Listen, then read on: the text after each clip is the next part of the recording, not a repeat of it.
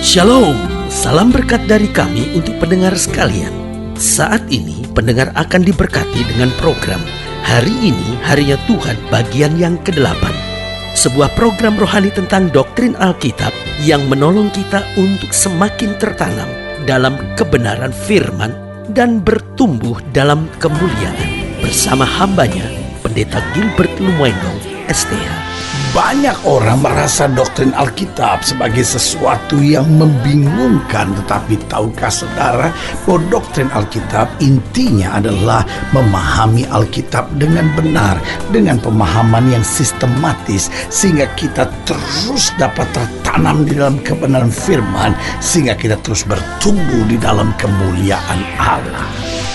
Buka hati saudara sekalian untuk menerima berkat-berkat firman-Nya hari ini.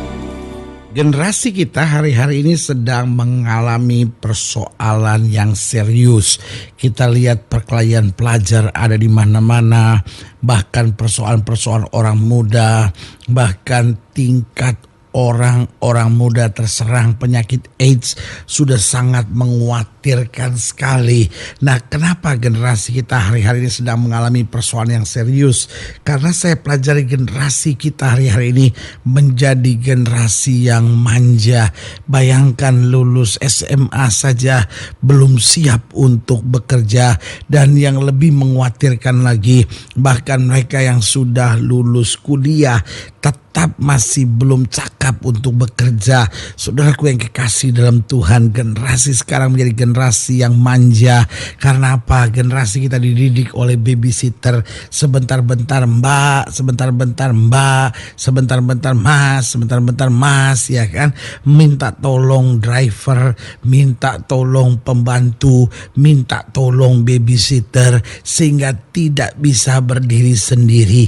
Kita lihat wanita-wanita sekarang menikah belum bisa masak, belum bisa mandikan anak. Saudaraku yang kasih dalam Tuhan, ini generasi yang manja. Sementara pria menikah dan masih ingin diperhatikan, tidak menyadari bahwa sebagai suami dia harusnya bertanggung jawab mutlak.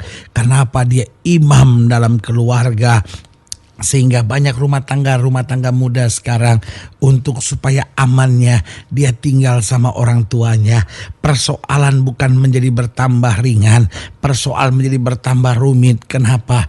Karena sulit sekali untuk membuat aturan dalam keluarga ketika seluruh keluarga masih terlibat, orang tua masih terlibat, kakak adik masih terlibat. Saudaraku yang kasih dalam Tuhan, karena itu saya menyebut generasi hari-hari ini sebagai generasi yang manja. Yang kedua adalah generasi yang mudah terbujuk, generasi yang ikut-ikutan, generasi yang mudah terseret oleh arus, sehingga generasi sekarang gak bisa punya prinsip. Nah, ini yang berbahaya. Banyak anak-anak muda merokok, kenapa? Diajak teman.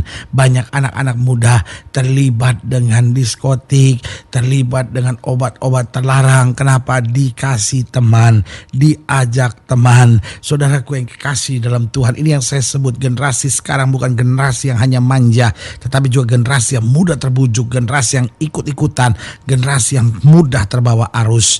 Dan yang ketiga, saya khawatir hari-hari ini generasi kita sedang mengalami persoalan yang serius, karena generasi kita telah menjadi generasi yang pemberontak. Berontak terhadap orang tua, berontak di dalam pekerjaan, berontak di dalam sekolah studinya, berontak juga dengan hal-hal agama, hal-hal rohani, tidak mau tunduk, taat, setia kepada Tuhan dan perintah agama. Saudaraku yang kekasih dalam Tuhan, kalau kita menjadi generasi yang pemberontak, mau jadi apa dengan masa depan kita? Karena itu saudaraku yang kasih dalam Tuhan, orang-orang muda, generasi-generasi penerus bangsa ini, mari cepat bertobat. Jangan menjadi generasi yang manja, jangan menjadi generasi yang mudah terbujuk, jangan menjadi generasi yang ikut-ikutan dan mudah terbawa arus, jangan menjadi generasi pemberontak. Dan yang yang keempat juga saya pelajari bahwa generasi sekarang sedang mengalami persoalan yang serius. Kenapa? Karena generasi sekarang menjadi generasi yang malas, generasi yang sok tahu. Karena dia malas menjadi sok tahu, karena sok tahunya itu menjadi malas, tidak punya jiwa untuk berkorban, tidak punya jiwa untuk bekerja keras, sok tahu, merasa diri yang paling benar, tidak mau belajar. Sebagai hamba Allah saya mau ingatkan, mari kita bertobat, generasi kita. Ayo kita maju, mari kita menjadi generasi-generasi iman, generasi-generasi penerus, generasi-generasi Kristus yang teguh, yang punya prinsip, yang taat dan setia, dan hidup dengan rajin dan berserah kepada Tuhan. Haleluya. Selamat datang dalam program kita hari ini, Harinya Tuhan. Sebuah program rohani yang kembali mengingatkan kepada kita betapa pentingnya kita menjadikan firman Tuhan sebagai dasar keseharian hidup kita. Karena selama kita menjadikan firman Tuhan sebagai dasar keseharian hidup kita, langkah-langkah ke depan kita penuh dengan kepastian, kemenangan, berkat, mujizat, dan perkara-perkara besar. Haleluya. Dan dalam program ini kita memang sedang membahas tentang anak-anak kita. Karena saudaraku yang kekasih dalam Tuhan, saya percaya buah kandungan adalah upah.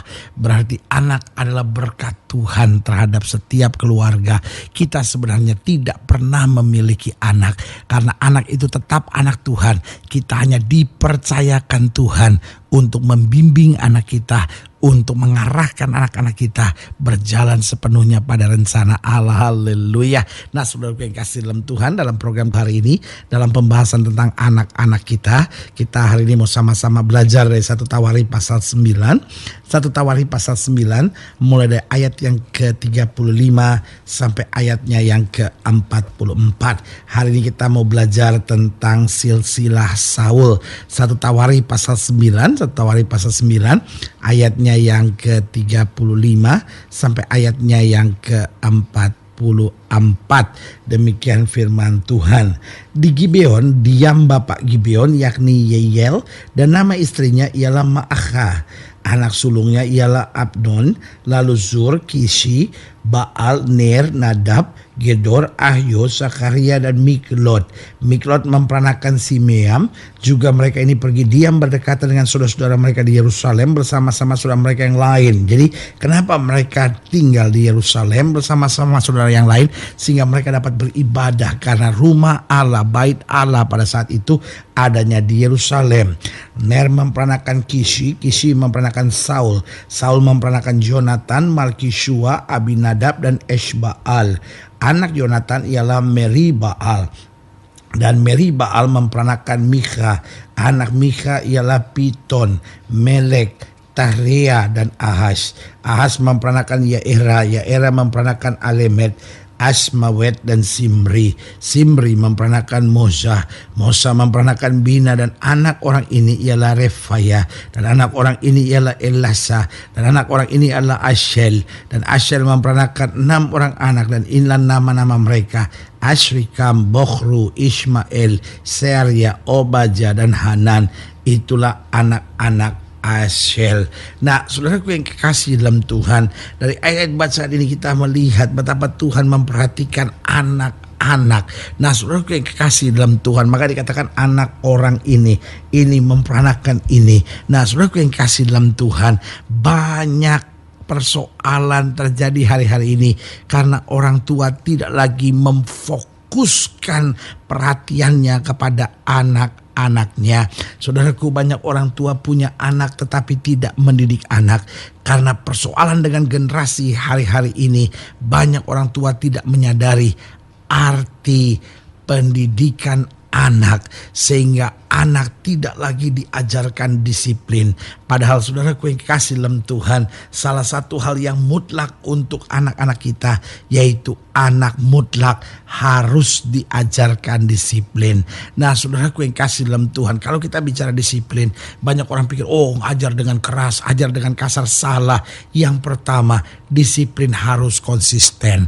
Jadi kalau kita bicara kedisiplinan, disiplin itu harus konsisten, tidak berhubungan dengan suasana hati. Ada banyak orang tua mendidik anaknya tergantung suasana hati. Kalau suasana hati lagi enak, ya dia didik anaknya, dia izinkan anaknya anaknya. Tapi kalau suasana hati lagi nggak enak, wah dia marah, dia tegur. Sehingga sebetulnya persoalannya, kedisiplinannya tergantung suasana hatinya. Sebagai hamba Allah saya mau ingatkan, itu hal yang sangat salah dan sangat keliru. Kenapa? Karena yang namanya disiplin harus konsisten berdasarkan firman Tuhan, berdasarkan kehendak Tuhan, berdasarkan moral Kristiani. Biarlah masing-masing kita mendidik. Suasana hati kita boleh berubah, tetapi kedisiplinan harus tetap konsisten.